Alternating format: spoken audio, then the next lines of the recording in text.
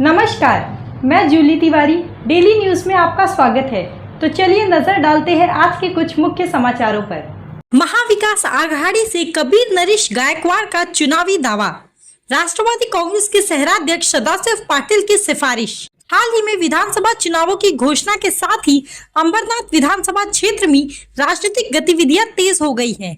महाविकास आघाड़ी से कबीर नरेश गायकवाड़ ने अपने नामांकन पत्र को प्रदेश कार्यालय में प्रस्तुत किया है, जिससे उनकी दावेदारी औपचारिक रूप में सामने आ गई है।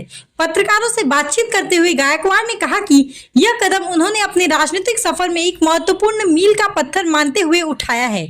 गायकवाड़ ने बताया कि उनकी दावेदारी के पीछे राष्ट्रवादी कांग्रेस के शरद पवार गुट के अंबरनाथ शहराध्यक्ष सदाशिव पाटिल की सिफारिश है। उन्होंने पाटिल की प्रशंसा करते हुए कहा कि उनकी सिफारिश ने मुझे इस पद के लिए एक उचित उम्मीदवार बनाने में मदद की है। कबीर नरेश गायकवाड़ ने स्पष्ट किया कि यदि महाविकास आघाड़ी उन्हें इस चुनाव में जिम्मेदारी देती है तो वह इसके लिए पूरी तरह तैयार है। उन्होंने यह भी कहा कि यह मेरे लिए केवल एक चुनावी अवसर नहीं, बल्कि यह मेरे लिए शहीद नरेश गायकवाड़ के सपनों को पूरा करने का एक अवसर है। उन्होंने विश्वास व्यक्त किया कि वह इस जिम्मेदारी को पूरी ईमानदारी और मेहनत से निभाएंगे। गायकवाड़ ने यह भी कहा कि उनकी प्राथमिकता क्षेत्र के विकास और लोगों की समस्याओं का समाधान करना होगा। मैं अपने निर्वाचन क्षेत्र के नागरिकों के साथ मिलकर उनकी समस्याओं का समाधान करने का प्रयास करूंगा। मुझे यकीन है कि महाविकास आघाड़ी की सहयोगियों पार्टियों के साथ मिलकर हम एक मजबूत सरकार बना सकते हैं, ऐसा उन्होंने कहा। उनकी दावेदारी ने स्थानीय राजनीतिक परिदृश्य में हलचल मचा दी है। अंबरनाथ के मतदाताओं के बीच यह चर्चा का विषय बन गया है कि कबीर गायकवाड़ का अनुभव और ऊर्जा उन्हें इस चुनाव में सफलता दिला सकती है। अब यह देखना दिलचस्प होगा कि महाविकास आघाड़ी किस तरह से गायकवाड़ के इस प्रस्ताव को स्वीकार करती है और क्या उन्हें चुनावी मैदान में उतारेंगे। कुल मिलाकर कबीर नरेश गायकवाड़ की दावेदारी से अंबरनाथ की राजनीति में एक नई दिशा मिल सकती है और यह उनकी तैयारी और स्थानीय जनता के साथ उनके जुड़ाव पर निर्भर करेगा कि वे अपनी आकांक्षाओं को साकार कर पाते हैं या नहीं। यहाँ रहते हैं, इनकी ऑफिस है यहाँ पर। और नरेश गायकवाड़ को कौन नहीं जानता, उनका खास करके उनको तकल्लुफ़ दादा नरेश गायकवाड़ के नाम से ही जाना जाता है। आज वो रहते हैं तो यहाँ के आमदार जरूर रहते, मगर उनके पुत्र अच्छी खासी भूमिका निभा रहे हैं। कबीर नरेश गायकवाड़ से हम जानना चाहते हैं कि अगर दादा रहते हमारे तो किस तरह से आप देखते? जी देखिए निसार भाई, आप जानते हैं और तमाम अंबरनाथ ही नहीं तो पूरा महाराष्ट्र जानता है कि शहीद नरेश गायकवाड़ जी का काम करने का तरीका, उनका जो कार्य, ये आज भी लोग एक मिसाल के तौर पे याद किया जाता है। तो मैं इस बात से सहमत हूँ कि आज अगर वो रहते तो आमदार रहते थे और बिल्कुल तीसरी बार आमदार रहते, शायद मंत्री हो जाते थे या राजदार भी हो सकते थे, क्योंकि उनका वो उनमें वो कार्य क्षमता थी। और जिस तरीके से उन्होंने संगठन बांधनी की थी, यानी संगठन जो मजबूत किया था उन्होंने, मुझे नहीं लगता है कि पूरे थाने जिले में उनके जैसा काम किसी ने किया होगा पूरे महाराष्ट्र में।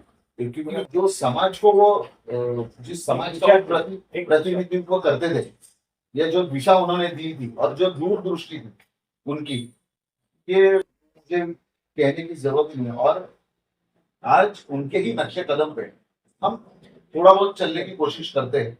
उनका जो अधूरा कार्य है, ठीक है, आज वो हयात में नहीं भी रहेंगे तो उनका आशीर्वाद हमारे पास है। लोगों में विश्वास है कि ये नरेश गायकवाड़ जी का बेटा है। हम उनके रूप में शायद मुझे देखना पसंद करेंगे या देखना चाहेंगे, तो जो लोग मुझे पसंद करते हैं या जो लोग दादा को पसंद करते थे, वो शायद मेरे लिए जरूर आपके साथ जी 140 जो क्षेत्र है, इसमें राष्ट्रवादी कांग्रेस पार्टी शरद पवार गठ के इच्छुक उम्मीदवार है नरेश गायकवाड़, कबीर नरेश गायकवाड़। चलिए उनसे मुलाकात करते हैं। यहाँ पर जो है राष्ट्रवादी कांग्रेस पार्टी महाआघाड़ी की जो युति है, यहाँ पर किस तरह से देखे जाते हैं इनके और क्या इनको उम्मीदवारी मिलेगी, इसकी जानकारी बताओ। सब आप सबसे पहले आपका स्वागत है और बोलिए।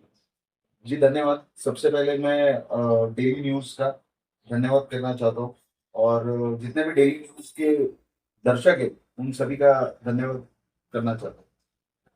कैसे आप इच्छुक उम्मीदवार है, क्या क्या करेंगे, किस तरह से आपको पार्टी आपकी क्या है वो रोजगार?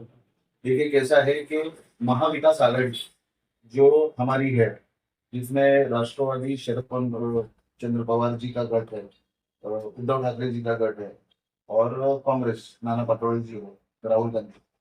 तो ये हमारी जो आघाड़ी है, ये आघाड़ी की तरफ से हर घटक पक्ष में अपने अपने इच्छुक उम्मीदवारों की लिस्ट वहां पर अपने अपने प्रदेश कार्यालय में दी हुई है।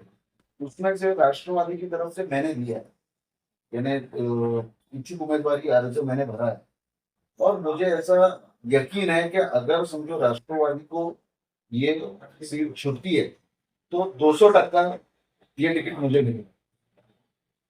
तो साहब ये बताइए कि आपका वचननामा क्या होगा, आप किस तरह से ये उम्मीदवारी देंगे, तो क्या आपकी इच्छा है कि देंगे? देखिए मुझे ऐसा लगता है कि अंबरनाथ विधानसभा 140 विधानसभा आप अगर देखेंगे तो सबसे ज्यादा पोटेंशियल, सबसे ज्यादा क्षमता इस 140 विधानसभा में है, क्योंकि इतनी बड़ी एमआईडीसी, मतलब एशिया की one of the biggest MIDC हमारे यहाँ पर है। उसके बावजूद हमारे लोग जो है, हमारे बच्चे जो है, वो अंबरनाथ छोड़ के बाहर जॉब के लिए जाते हैं। तो मुझे ऐसा लगता है कि रोजगार का एक बहुत बड़ा मुद्दा है, तो उस पर हम लोग ध्यान देंगे।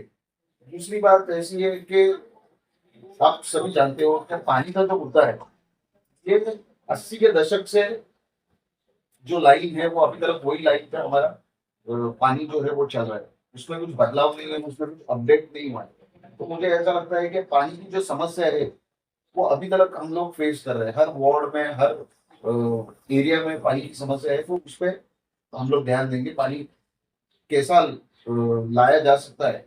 यानी हमारे आजू बाजू में 3-4 डैम्स रहने के बावजूद भी अंबरनाथ पानी से वंचित है, तो अंबरनाथ में पानी का प्रॉब्लम कैसे सॉल्व हो सकता है, इस पर हम लोग ध्यान देंगे। दूसरी बात आप देखोगे कि मेडिकल असिस्टेंट जिसको कहते हैं कि यहाँ पर अच्छा मेडिकल हॉस्पिटल नहीं, अगर यहाँ के नागरिकों को या यहाँ के लोगों को अगर कुछ भी तकलीफ होती है तो हमको अंबरनाथ छोड़ के सीधा कल्याण के आगे जाना पड़ता। तो ये बहुत मेरे ख्याल से बहुत बुरी बात हमारे लिए। दूसरी बात मेडिकल असिस्टेंट की बात आप देखेंगे तो एजुकेशन, एक एजुकेशन हब बन सकता है। हमारे यहाँ पर इतनी ज्यादा जगह है, एक अच्छा मेडिकल कॉलेज हो सकता है, एक बायोटेक्निकल कॉलेज हो सकता है, और बहुत सारी चीजें यहाँ पर हो सकती है। तो ये सभी चीजें 15 साल में मुझे लगता है कि जिन्होंने करना चाहिए था उन्होंने ये सभी चीजों में ध्यान नहीं दिया, और हम हमारे वचननामे में इसी चीज पे, यही मुद्दों को लेके आगे बढ़ने की कोशिश कर रहे हैं। तब ये है कि यहाँ पर लोग, हम यहाँ देख रहे हैं अंबरनाथ में का सर्वे जो है इस वक्त जो है महाआघाड़ी जो है बहुत कमजोर नजर आ रहा है। देखिए कैसा है कि महाविकास आघाड़ी कमजोर नजर आ रही है अंबरनाथ में, आप कह रहे हो कि ओवरऑल महाराष्ट्र में अंबरनाथ में, पर मुझे नहीं लगता है कि अंबरनाथ में महाविकास आघाड़ी कमजोर है, क्योंकि आप देखेंगे कि पिछले जो लोकसभा के इलेक्शंस हुए, लोकसभा के इलेक्शंस में हम लोगों ने 68,000 वोट हमारे 140 विधानसभा से वैशाली दरेकर जी को दिया। तो मुझे नहीं लगता है कि कोई भी हालत में ये कमजोर है, सिर्फ काम करने का तरीका, या आप कहेंगे कि जो यानी शोषा होना चाहिए या जो देखावा दिखाना चाहिए वो हमारी तरफ से नहीं दिख रहा है, पर इंटरनल काम हमारा चल रहा है। और मुझे लगता है कि शोर से ज्यादा काम में ध्यान देना चाहिए। अगर उम्मीदवारी मिलती है तो राष्ट्रवादी कांग्रेस की सीट निकल सकती है जी जी। तब आप तो डेली न्यूज पे इंटरव्यू देने का बहुत बहुत शुक्रिया। तो आज के लिए बस इतना ही। कल फिर मिलेंगे इसी समय इसी चैनल पर। तब तक के लिए मुझे दीजिए इजाजत। धन्यवाद।